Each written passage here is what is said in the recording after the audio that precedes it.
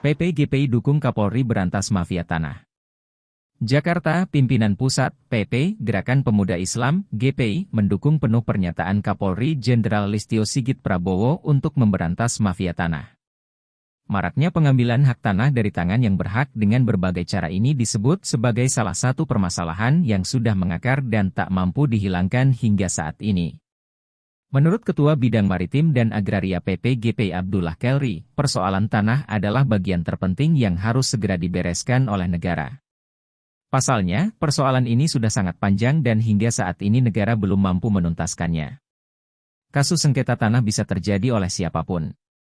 Baik individu dengan pemerintah, antar masyarakat maupun tetangga. Sengketa tanah juga terjadi antara terkait hak guna usaha, tanah adat, tanah warisan, sengketa batas dan lainnya, kata Kelri di Menteng Raya 58 Jakarta Pusat, Jumat, 19 Februari 2021.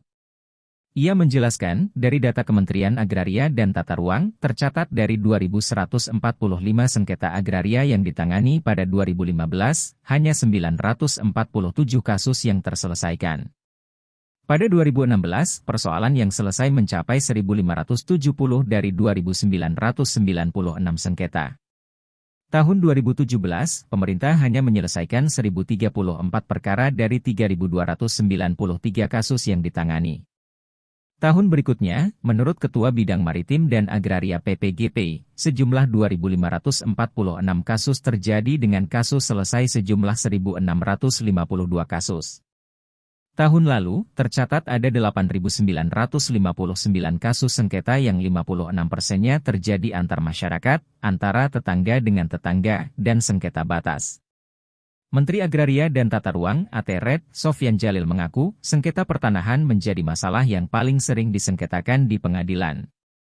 Bahkan, 70% perkara di pengadilan disebut timbul karena konflik tanah, imbuhnya. Kakeri yang juga Direktur Melanesia Observer, menilai persoalan tanah sampai saat ini menjadi konsen pemerintah di bawah kepemimpinan Joko Widodo. Karenanya, pihaknya mendukung pernyataan Kapolri untuk memberantas mafia tanah. Saya sangat apresiasi atas kebijakan Kapolri Jenderal Listio Sigit Prabowo.